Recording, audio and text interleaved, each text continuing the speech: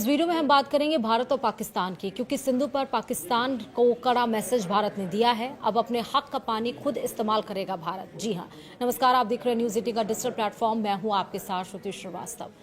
पहलगाम हमले के बाद से भारत ने पाकिस्तान के खिलाफ सिंधु जल संधि निलंबित कर अपनी जल रणनीति बदली है।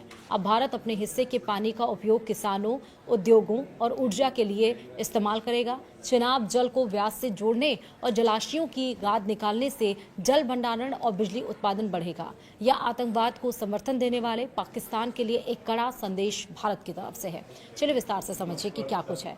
दरअसल पहलगाम आतंकी हमले में 26 निर्दोष नागरिकों की निर्मम हत्या के बाद भारत ने पाकिस्तान के खिलाफ जिस कूटनीतिक और रणनीतिक अभियान की शुरुआत की थी, उसके प्रभाव अब जमीन पर दिखाई देने लगे हैं। दशकों तक उदारता और संयम का परिचय देने वाले भारत ने स्पष्ट कर दिया है कि आतंकवाद और सहयोग एक साथ नहीं चल सकते। भारत सरकार द्वारा सिंधु जल संधि को निलंबित किए जाने के बाद अब उन योजनाओं पर तेजी से काम शुरू हो गया है जिनका उद्देश्य भारत के हिस्से के पानी का ज्यादा उपयोग देश के किसानों, उद्योगों और ऊर्जा उत्पादन के लिए करना है। साल 1960 में भारत और पाकिस्तान के बीच हुई सिंधु जल संधि के तहत सिंधु, झेलम और चिनाब नदियों के जल उपयोग को लेकर विशेष प्रावधान तय किए गए थे।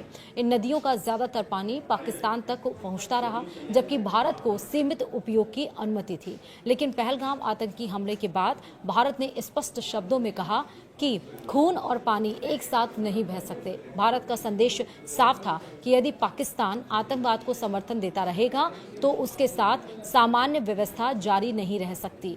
भारत सरकार ने अब चिनाब नदी प्रणाली से जुड़े जल संसाधनों के बेहतर इस्तेमाल के लिए कड़े कदम और बड़े कदम उठाए हैं। योजना के अनुसार हिमाचल प्रदेश के लाहौल स्पीति क्षेत्र में बहने वाली चंद्रा नदी के जल को सुरंगों के माध्यम से व्यास नदी प्रणाली से जोड़ने की प्रक्रिया को मंजूरी दी गई है।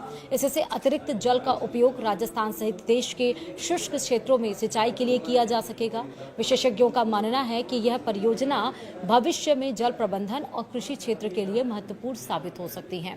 सिंधु जल संधि के प्रतिबंधों के कारण वर्षों से जम्मू कश्मीर स्थित सलाल और बगलीहार जल विद्युत परियोजनाओं के जलाशयों में जमा हो रही गाद को पूरी तरह से निकालने की प्रक्रिया सीमित रही थी। अब भारत इन जलाशयों में व्यापक स्तर पर डिस्टिलिंग और ट्रेजिंग और फ्लक्शिंग का कार्य करने जा रहा है।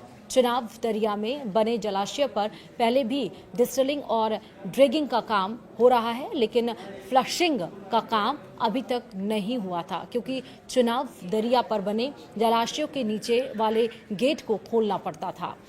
इसके लिए इजाजत पाकिस्तान को लेनी पड़ती थी और पाकिस्तान ने कभी इन गेटों को खोलने की परमिशन नहीं दी थी और इन्हें परमानेंट लॉक करवा दिया गया था। लेकिन अब सिंधु जल संधि खत्म होने के बाद भारत सरकार ने इन जलाशयों के नीचे वाले गेट को खोलकर जलाशय में जामी गाद को पूरी तरह से निकालने की तैयारी कर रही है और इससे इन जलाशय में पानी का भंडारण की क्षमता बढ़ेगी और भारत अब अपने हिसाब से इन जलाशयों में जमा पानी का इस्तेमाल बिजली बनाने के लिए कर सकेगा। यानी इस प्रक्रिया से जलाशयों की भंडारण क्षमता बढ़ेगी, बिजली उत्पादन में सुधार होगा और भविष्य में जल संसाधनों का ज्यादा प्रभावी उपयोग संभव हो सकेगा।